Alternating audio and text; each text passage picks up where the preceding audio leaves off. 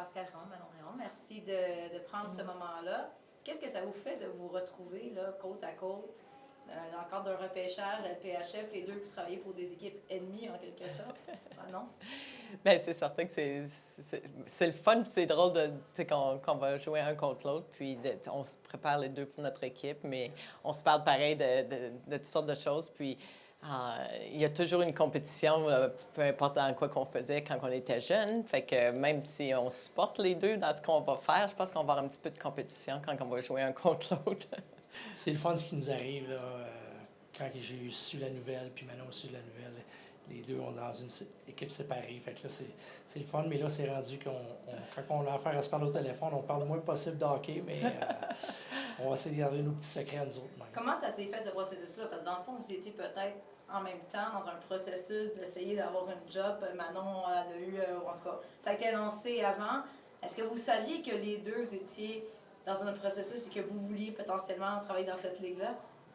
Oui, c'est certain qu'on s'en était parlé, ça se disait, ce serait le fun de travailler ensemble, mais en même temps, on s'est dit, bien, c'est peut-être mieux de prendre plus notre propre chemin, puis de faire notre propre chose, puis on va voir où que ça va arriver. Puis c'est le fun là, de voir là, que lui poursuit son équipe, puis moi, j'ai mes propres affaires. Comme il dit, on s'en parle un peu, mais on ne se parle pas de rien de notre propre équipe. Là. On parle plus de toutes les choses qu'on fait à tous les jours avec notre propre équipe. Je ne sais pas, ça a été quoi vraiment le timeline, Pascal, exactement? Manon était déjà annoncé depuis un certain temps quand toi, finalement, on a su que tu étais entraîneur-chef. Donc, comment toi, tu l'as vécu, cette période-là? Bien, ça s'est fait assez rapidement. Moi, j'avais donné mon nom à la Ligue pour pouvoir coacher une des nouvelles équipes d'expansion. Puis, tout d'un coup, j'ai reçu un appel de Gina Kingsbury, le GM de Toronto. Puis, sans me l'attendre, on a eu des bonnes conversations. Puis, ça a pris quand même un long processus, au moins de 2 semaines. Puis, écoute, quand j'ai été nommé, ça s'est fait un petit peu après Manon. Fait que c'était un beau timing, mais écoute, j'étais content de pouvoir diriger une équipe professionnelle féminine. Mais moi, quand j'ai demandé ça, j'ai dit, pour qui tu vas prendre? Ben, elle dit, demande donc à la mère des frères Hughes, là, c'est quoi qu'elle fait, elle, quand les deux jouent un contre l'autre? Puis elle dit, je vais faire la même chose. Fait que je suis sûre qu'elle va juste aimer regarder la partie, puis peu importe qui gagne. Elle adore le hockey, elle manque pas de hockey. Fait que elle manquera pas de partie de Toronto ou de Détroit. Tu disais, vous parliez quand vous jouiez ensemble, quand ils étaient jeunes, là. Évidemment, maintenant, on n'avait pas la chance d'avoir cette ligue-là. C'était quoi d'être le frère de Manon Raymond?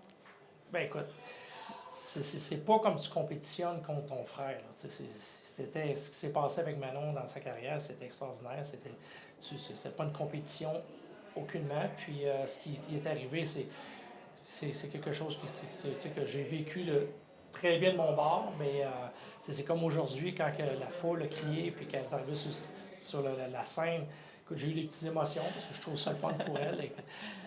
Elle a grandi là-dedans, elle a fait son chemin, puis là, présentement, était un modèle au Québec, puis là, maintenant, elle devient une directeur gérante de Détroit. Là, je trouve ça vraiment le fun pour elle. Est-ce que tu dirais que tu étais ou que tu es le frère de? Je vais toujours rester le frère de. C'est juste ça, mais écoute, je suis tellement fier d'elle, je suis tellement fier de ce qu'elle a réalisé.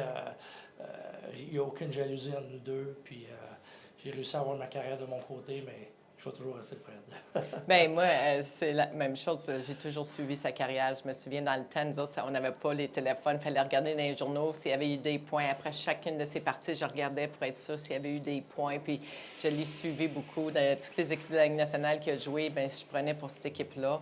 Lorsqu'il a gagné la Coupe Stanley, c'était tellement spécial de vivre ça avec lui. Fait que, il y a ses moments, lui aussi. C'est pas juste moi. Il a eu tellement une belle carrière. Il a gagné une Coupe de la Calder Cup, une Coupe Stanley. Il a joué pendant des années dans la Ligue nationale. Fait que j'étais très fière d'être sa sœur. Justement, les gens qui ne connaissent pas Pascal comme entraîneur, c'est quoi ses qualités d'entraîneur? C'est quel genre de coach? Bien, c'est un coach qui est très calme, qui aime communiquer avec les joueurs, qui aime faire du vidéo. Lui, il regarde une partie de hockey, puis il sait tous les systèmes. Et il me disait, quand on se parlait de hockey, bon, cette équipe-là, dans la Ligue nationale, elle a juste ce système-là. Là, il regarde une partie d'une façon qu'un coach regarde une partie. Puis c'est vraiment le fun d'avoir des conversations avec lui. Puis en terminant, qu'est-ce qui fait que Manon Raymond, ça va être une bonne directrice générale? Ben, je pense qu'elle fonce. C'est une fonceuse, puis quand elle embarque dans quelque chose, c'est pas... elle embarque dans quelque chose à 100%. Puis, écoute, elle a fait son chemin par elle-même, souvent seule, souvent avec pas beaucoup d'aide. Puis présentement, là, c'est un gros changement avec Los Angeles, mais quand elle décide de foncer, je sais que ça va marcher.